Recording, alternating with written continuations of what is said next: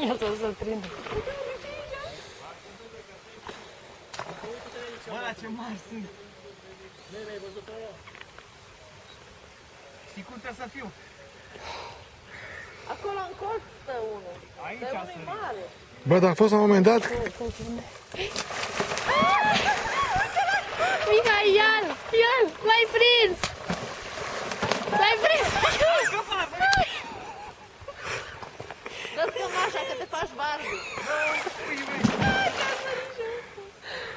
Ce faci, băi, iubi, băi?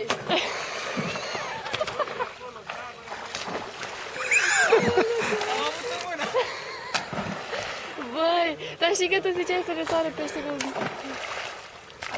Băi, să-ți povestim nu să cred. Să vii să...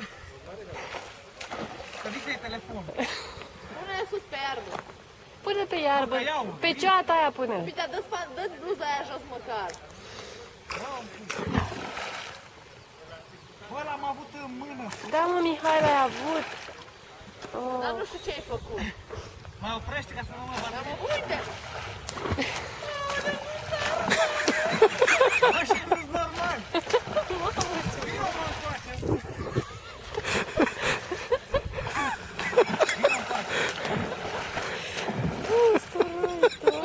Zici că aruncă cineva așa afară. Uite, băi!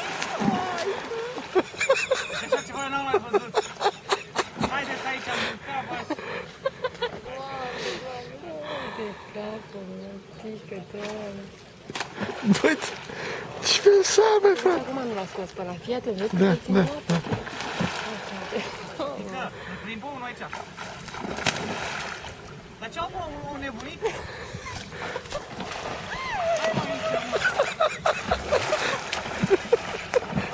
Ăștia se joacă, mă. Îți bagi, mă, gângoi! Uite cu care acolo a prins. Uite, uite, Rana, fii pe fază. hai să prins, să zic.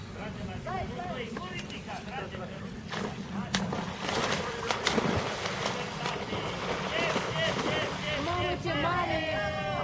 Bravo!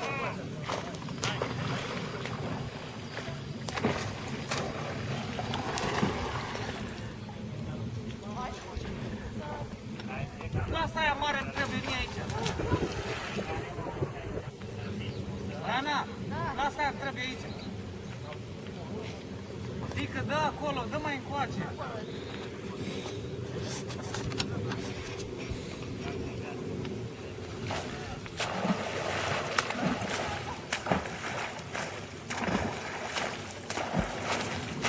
Fugi, fugi, fugi după el!